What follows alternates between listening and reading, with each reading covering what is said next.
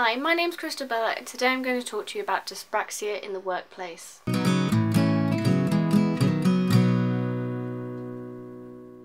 Dyspraxia in the workplace can be a struggle for anyone of any age, whether it be in teaching, labour work, retail, or even in the office. It's always best to know your rights within your workplace. There may be a chance that your employer or your other colleagues may not very well be aware of dyspraxia and how your special needs affects the way that you work and the way that they need to adapt themselves to make your work life enjoyable. A lot of people with dyspraxia aged 30 plus have come back to me saying that they find their work experience to be negative and that those around them can sometimes bully them for their clumsiness and forgetfulness. As most of you may know, clumsiness and forgetfulness is a big factor of dyspraxia and can affect us hugely when we're in the workplace. Every employer has to follow the same rights as every other company when it comes to special needs within the workplace.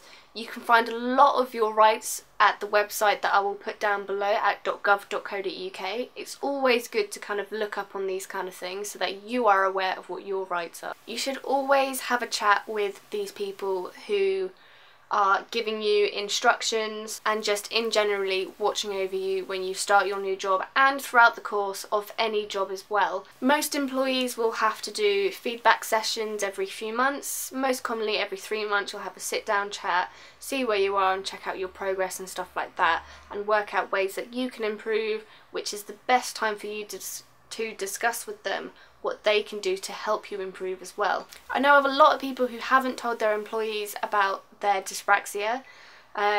Most of the conversations I've had with people is that they felt that it's not something that many people know about and it's kind of almost just shoved to the side. I understand that, but it's always good to tell your employee that you have dyspraxia. Chances are they won't know about it, but this is now your opportunity to teach them about it or to encourage them to look at it. Every job that I've been to, I haven't necessarily told them at the beginning that I have dyspraxia, but I have made them aware that I have difficulties with learning and doing certain topics. So for example, like a lot of you will understand, when given instructions, you may have to be told it 2 or 3 times before you actually fully understand what it is that you need to do.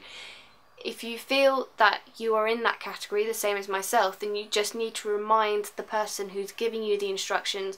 If you could just say to them, sorry, would you mind just kind of repeating that again, but in a little bit more detail because I don't quite understand it. And, you know, they might huff and puff a little bit, but if you just remind them, due to my special needs, I need you to just go through that again, but a little bit more slowly with some more detail, they have to accept that. If they don't accept that and you feel like they are pushing you down, then you need to approach them about that. It's always good to start your morning in the exact same way as every other morning before you're due to go to work. So you get up in the morning, you do things in the same order. That then means that you're in the right sense of mind for starting work. You've started work, you're refreshed. Always make sure that you get to work early so you're not in a rush. You wake up early enough to kind of casually stroll through your getting ready in the morning.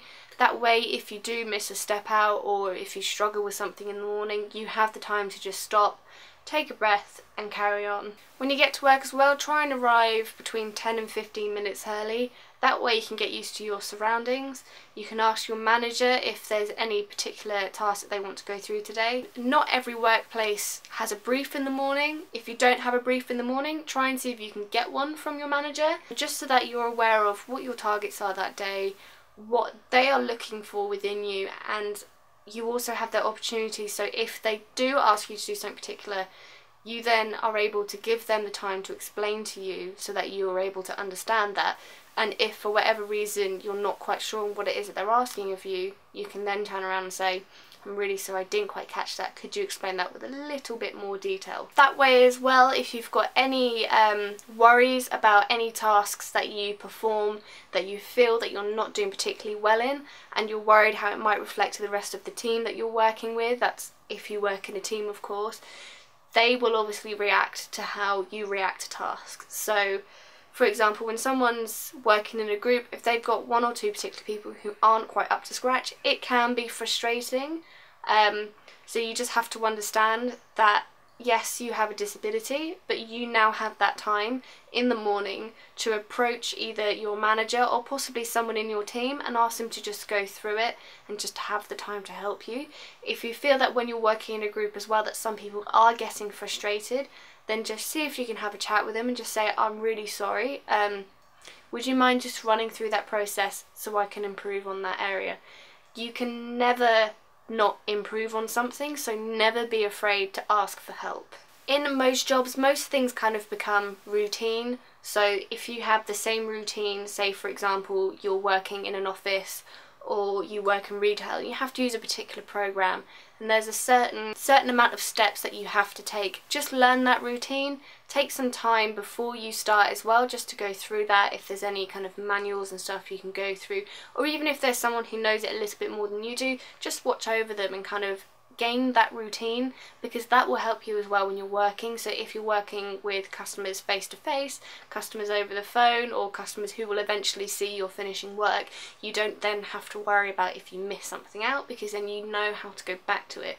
You can only learn from your mistakes, so if you practice kind of in between times, then you know that if you make that mistake, you know how you got there so you can go back to it. Again, practice makes perfect, so just keep on doing that. So if you find yourself working in an office, I used to work in an office once, and I would put little kind of ornaments around me. I had a snow globe, just having particular objects around you so that if you do need to take 5 or 10 minutes to just stop and have a think, you've got something nice to look at. If you find yourself face to face with customers and you find that you're stumbling over your words a little bit and you're worried that a customer might get frustrated because you're not getting out what you need, don't be afraid to make them aware that you're aware that you stumbled over your words. So a lot of the times, if I don't know a particular answer to a question, I will still try and answer it as best as I can, but I will be honest if I absolutely don't know the answer. So if someone says, how do I do this, this and this, and I don't know it, I will say, I'm going to be completely honest, I don't know the answer to that one. Are you happy for me to go ask one of my colleagues who may know the answer to it?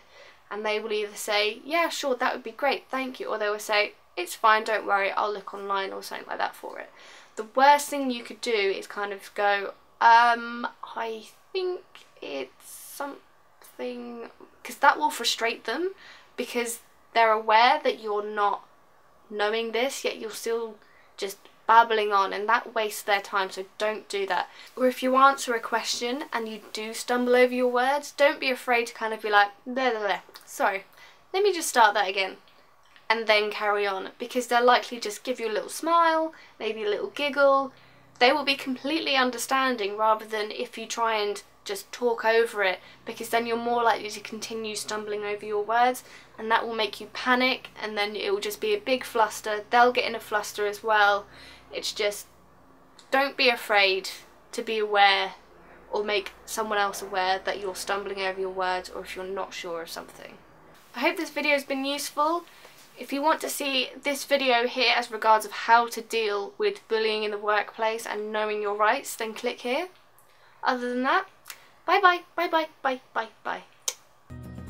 I think there's something wrong with me. A lot of dyspraxic